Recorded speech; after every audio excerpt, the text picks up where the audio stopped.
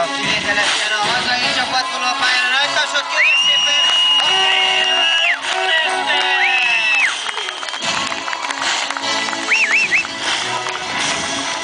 Tehát itt könnyen észre, hogy a legkisebbet kellett esni. Most az elején.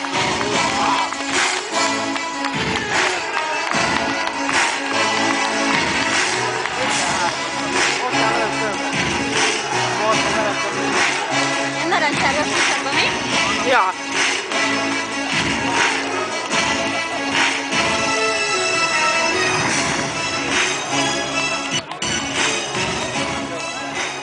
A Fehérvár Entroners csapatát láttuk bevonulni. Nagy tapsot kérek szépen még egyszer a csapatnak, és az őket körülvelő Fehérvár Dragonsnak is itt tőlem balra. Ezen piros visszaesés bevonulás után valóban következzék a vendégcsapat. Az mindig kék, csak a szegény Pető volt piros, egyébként az aranyos.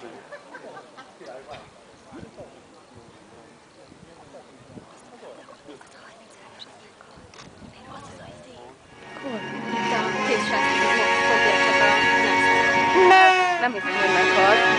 Szerintem most fel van sérülve.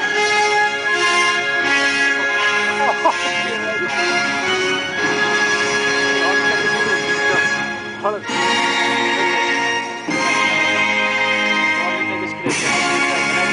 öcsémet nem láttátok? Az öcsémet nem Én nem láttátok? hiszem. Ja?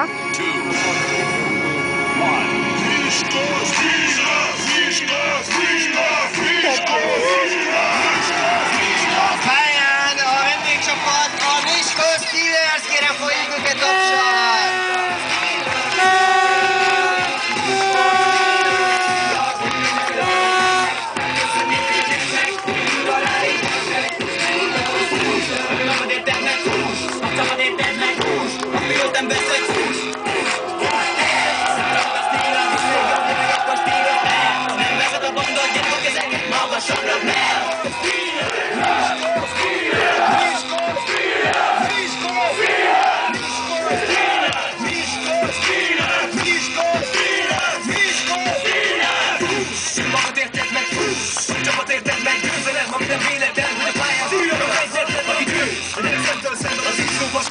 Ez a 75-ös milyen pocakmacsa néz. 75.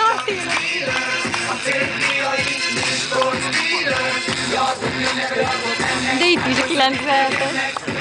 Aha. Tehát a Miskolc Steelers csapat bevonulását láthattuk, és erősítésként belé sorakozik a Steelers csapata.